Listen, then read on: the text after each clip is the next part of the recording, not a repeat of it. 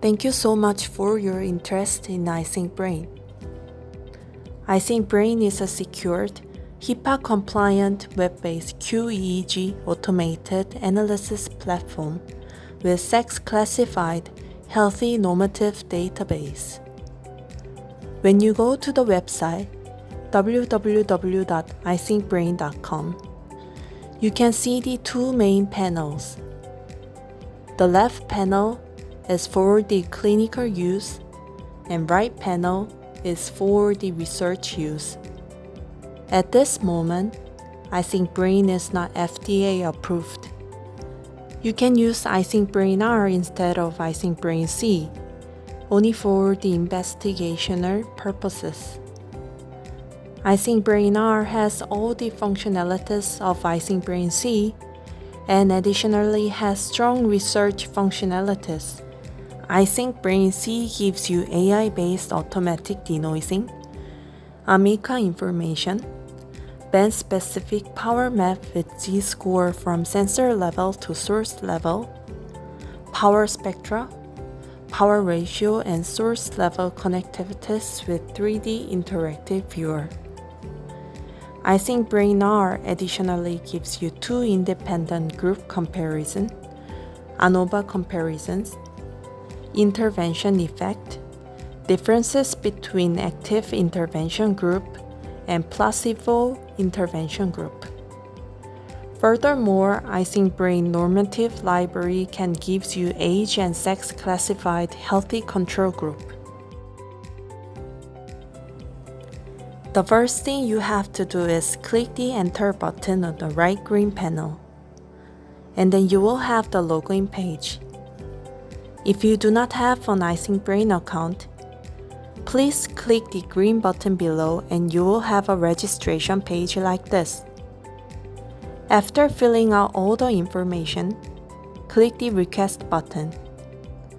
After the standard approval process within a business day, you will have confirmation email. Then you have the iSyncBrain AI platform. At the login page, you can find Compatible Device button. When you click the button, you can find the device list compatible with iSyncBrain platform. All the devices in the list were calibrated with iSyncBrain database amplifier. After login, you will have the main page like this. On the left menu bar, you can find the subject button. The first thing you have to do is registration of your subject. When you click the subject, you will have the subject list page. And click the registration button.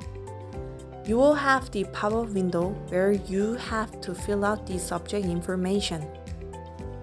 In the subject number, anonymous identifier are strongly recommended for patient privacy. Date of birth, sex are directly influence the comparison result. Handedness is also required but not affect the analysis. In the second tab of the registration pop-up menu, you will have the disease information registration menu. In the menu, you can choose the ICD-10 disease code. In the search bar, you can type a keyword and you will find the disease code having the keyword. Then you can select the right one. You can also select multiple diagnoses.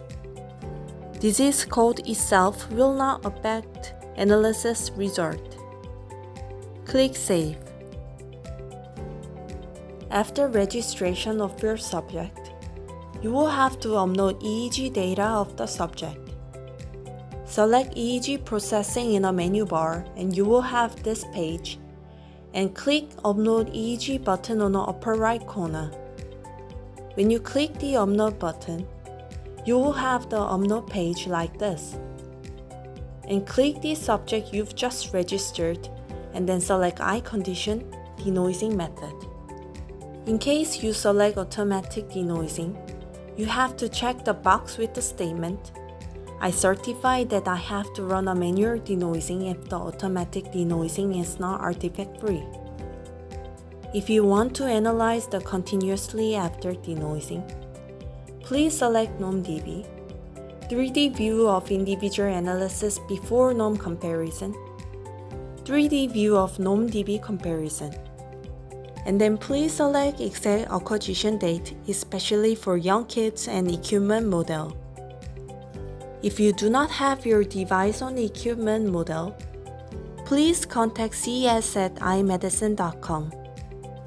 In case you do not specify your device, calibration process cannot be applied, but you can still see the result. Minimum data length should be more longer than 30 seconds after automated denoising. And first 4 minutes clean data will be included for the subsequent analysis. Even if you upload data longer than 4 minutes, iSyncBrain select first 4 minutes for analysis. Compatible file format is EDF, not EDF+. Mandatory montage is referential montage since iSyncBrain use common average reference for all processing. And another important thing is that you have to upload raw data rather than filter data. In case uploading filter data, passband from 1 to 45 Hz should be secured. Please be careful about selection of your filters not to affect passband. iSyncBrain QEEG database then gives you a reliable 1 to 45 Hz Z-score comparison. Setting all the parameters. You can drop file here and click to navigate your EEG file, and then click Analysis. Then you will have the progress bar in the individual analysis, nom comparison, and 3D successfully. It usually takes several minutes. After completing all AI process and nom comparison, you can review all the analysis items one by one. The first thing is your raw and clean data. Raw data is bandpass filter data from 1 to 45 Hz with uploaded montage. Clean data is automated result from iSyncBrain AI pipeline with common average montage. You can scroll down raw data and clean data. In case you do not satisfy the clean data, you can select Reanalysis. We'll explain later. The second thing is split half and retest reliability. Reviewing the reliability data, you can estimate the quality of your signal for the subsequent analysis. And then you will have Amica component details.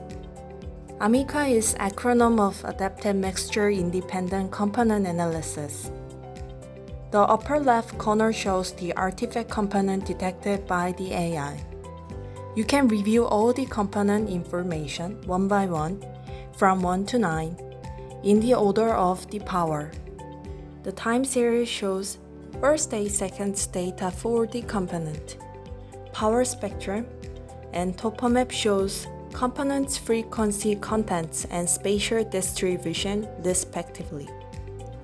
The source location shows equivalent dipole location of the component with MNI source information and its Brotman area. Please remember, red dot is not an original source location, but a projection to central plane of each sagittal, coronal, horizontal section respectively. And then you can see the band-specific Z-score topomap for 8 frequency bands and 1 Hz spin absolute and relative Z-score map. In the frequency spectra, you can find the absolute power spectra in the linear scale, log scale, and also find the relative power spectra. You can adjust the scale for your convenience using this button. If you select some channel in a spectra, you will find a magnified view of the spectra. Shaded region shows abnormal range compared to the norm, and you can adjust the scale using the scroll of the mouse, and then pinpoint specific frequency to identify the exact power. If you click Compare button in the upper right corner, you will have the left-right asymmetry information. In the oscillator peak, you can see the z-score of alpha peak frequency and z-score of alpha peak amplitude. In the power ratio, various power ratios having its own clinical implication, with z-score color coding are displayed. The arrow indicates the deviant area having z-score larger than upper limit. In the source level, you can see the z-score color coding for the 68 ROIs from Desikan-Kiliani Atlas in the absolute and relative source power. Connectivity with color-coded line shows maximum 30 abnormal connectivity ROI pairs having z-score larger than upper limit. In this case, connectivities having absolute z-score larger than 1.96 are shown. You can select the frequency band like this. In the same manner, you can also see the default mode network in all frequency bands. Finally, you can also use 3D Interactive Viewer. When you click the 3D view, now you can see the voxel level, z-score mapping in any direction including medial side. For the medial side, you can click the left and right side. And you can also select the absolute power, relative power, and connectivity.